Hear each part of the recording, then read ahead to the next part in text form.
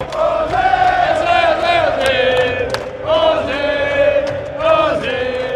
walk with the fellow fans to the stadium is such a joy. The colour, the light, the singing, the atmosphere. The smoke flares, it was all beautiful again. The songs were going. What was your favourite chant? I probably shouldn't repeat that lest we get our visas cancelled. Aussie boys are on a bender. Donald Trump is a sex offender.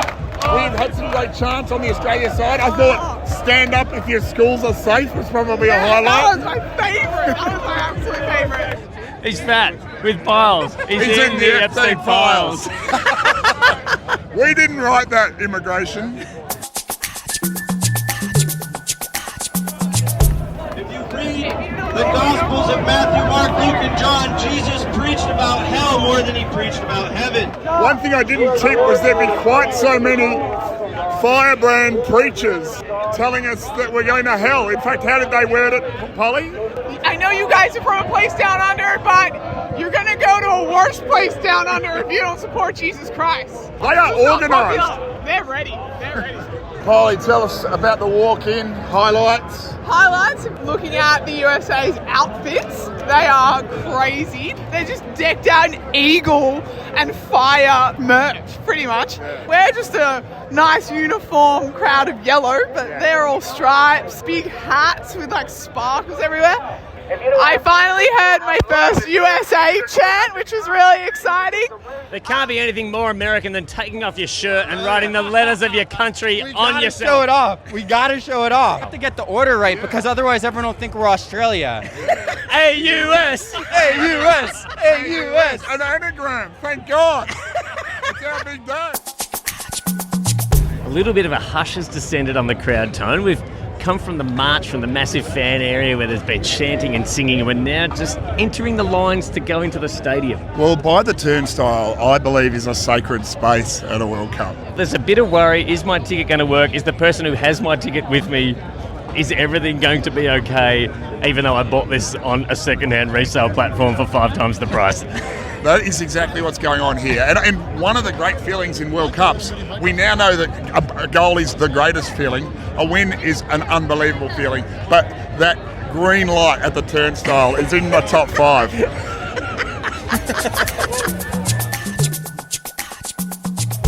We've just seen a shirt. I hope both teams just have fun. It's perfect. Honestly, at a time like this, you don't want there to be a loser. It is such a carnival atmosphere. Everyone's happy, saying hi, cheering. At least until the first whistle blows. And then we fight! And we fight! Oh, no. Oh.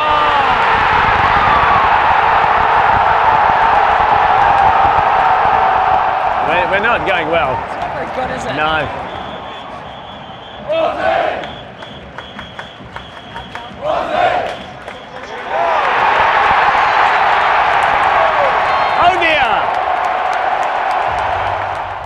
The US have run out 2-0 winners in what was a pretty deserved victory. Australia at least showing something in the last 20 minutes. A few shots on goal, never gave up, but outclassed on the day.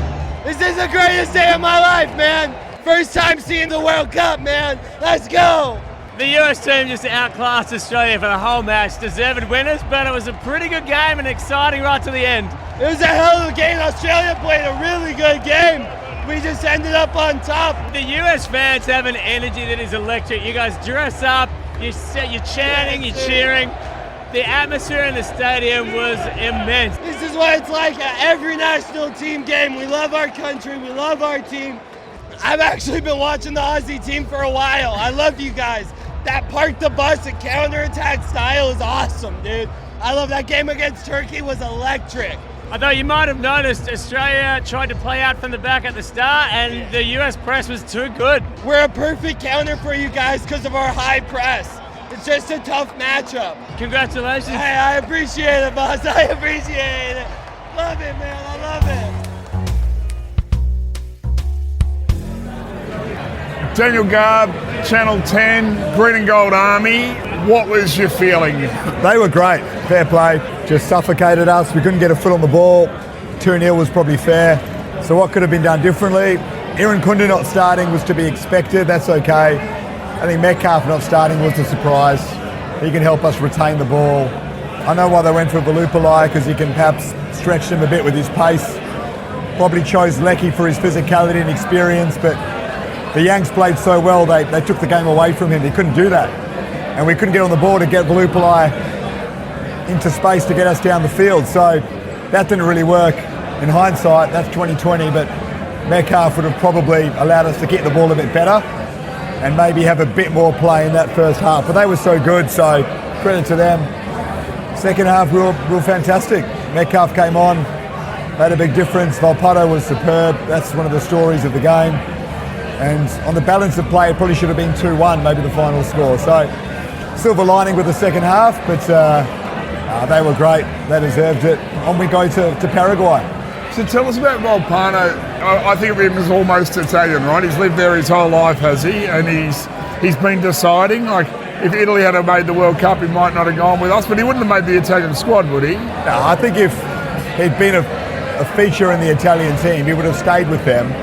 But there's nuance in everything. It's not as if he didn't care about Australia and only wanted to play for them. He's always had interest in playing for Australia, that's for sure.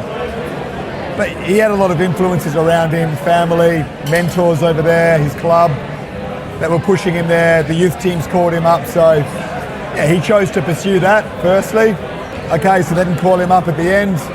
Australia was keen. There'd been discussions for a couple of years. It's not as if it was last moment. Oh, he missed out in Italy, come to us. This had been in the works for a while. And he'd always had genuine interest in playing for Australia.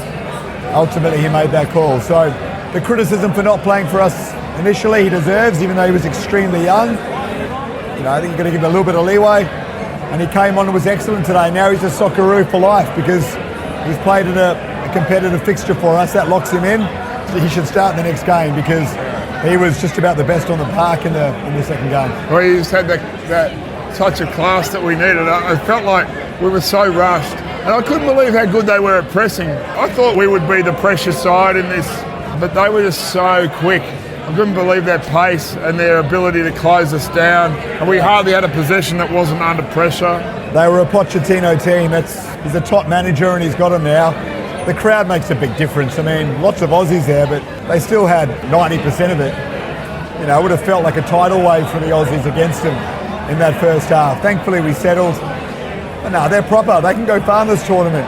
You know, with the home crowd, the way in which they're playing, that manager, they could do something that's pretty strong. So take that into account a little bit as well. And you said Aaron Kunda can't start, because my daughter and me, we're pretty basic football fans, and we just say, well, fucking put him on. You know, he makes us happy, and he gives us a chance. But you said on the stage just before, we sort of know he's not going to start every game. Can you explain that to us? So he was viewed as an impact player probably 2-3 weeks ago. He struggles to get through more than an hour. Not sure he quite has the tank just yet to play more than an hour in a game. So he wasn't going to start all three. Turkey they started him because we kind of knew that we'd be able to get Turkey on the counter-attack, and that worked. That's how the first goal comes. But then he comes off after an hour against them as well and was exhausted, and they knew he was coming off. They were ready for it. So I thought this game with the USA, with their strength on home soil, might have been hard for him to get into the game. That change was understandable. I mean, he's so good that, you know, he could have made a difference for us, but he's a kid as well. Whatever happened today, we were always going to have a big third game. I think that call made sense because they're not conceding, but they're thinking, right? If he doesn't have an impact for us in that first half when we're up against it, then he's coming off after 60 and he's done nothing, but he actually helped get us in the game, and we just needed to keep it at 1-0, and then, you know, maybe we get an equaliser, and I think the decision today makes sense, but I'd love to see him start against Paraguay now. I think he has to start that game. And you mentioned Metcalf has been the most iffy of the calls, maybe, because I think all of us felt that as well. Like, it was such a moment. That was a surprise because he can kick the ball really nicely. He scored in the first game, confidence is high. The one change would have been enough. If you're going to make one, Valupalai for Aaron Kunda, should have kept Metcalf in there, but that's hindsight, right? I think he thought that we'd be in the game a bit more, and Lecky's experience and strength could have had an impact for us, but wasn't to be. They were a level above, and they made the changes look a little bit silly, but that's how it goes. And there was yellow card carnage in the last 15. Yeah. It's going to be bad, right? A few. Boss, Ciccardi, Italiano, Suter. Yeah, but we've got to go all out to beat Paraguay now. I mean, it depends what happens in Turkey, Paraguay. Let's see what the result is, but we're going to need a result. So no point worrying about the next round if you don't get through. Just play your strongest team. So I'd like to see Volpato start, Metcalf start, maybe Toure has a rest, and Irankunda starts off top. I don't know. 4-3 doesn't go, so you got Toure, Irankunda, Metcalf, Volpato, who are all now pushing for a start. One has to miss out.